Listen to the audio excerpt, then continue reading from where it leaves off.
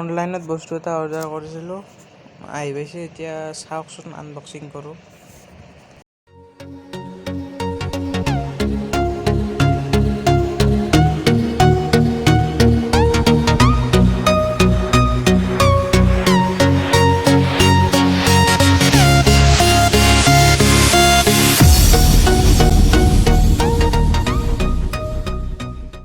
এই বক্সটোৰ ভিতৰত কি আছে মানে দেখুৱাই আছোঁ।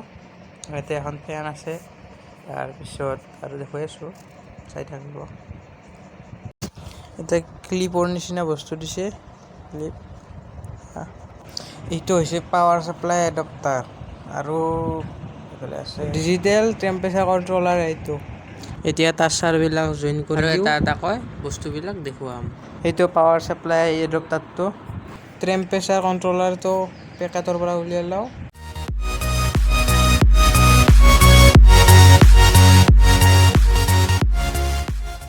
তাঁৰডালৰ মানে চেঞ্চাৰৰ কাম কৰে, মানে এটা মূৰত তাঁৰডালৰ চেঞ্চাৰ আছে, আৰু এটা মূৰত চাৰ্কিটখনত সোমাই দিব পৰা মানে এটা চিষ্টেম আছে। এইটো আৰু ইয়াৰে এডাপ্টাৰটোৰ মানে পিনটো কাটি ল'ব লাগিব, মানে পিনটো সোমাব পৰা তাৰ চিষ্টেম নাই, মানে ইয়াৰে পৰা তাঁৰটো কাটি ফেনখনৰ তাঁৰৰ লগত জইন কৰি দিব লাগিব।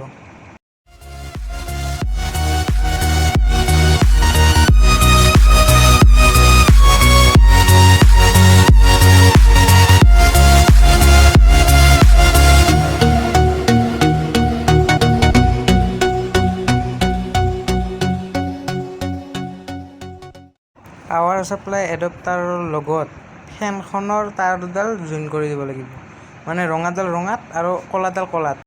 জইন কৰাৰ পাছত প্লাছ পইণ্টটো এই 12 ভল্টত সোমাব, যোনটো 12 ভল্ট বুলি থাকিব চাৰ্কিটখনত, তাতে সোমাব। আৰু মনত ৰাখিব, প্লাছ পইণ্টটো 12 ভল্টত থাকিব, আৰু মাইনাছটো একদম ছাইডৰ GND বুলি য'ত আছে তাতে থাকিব।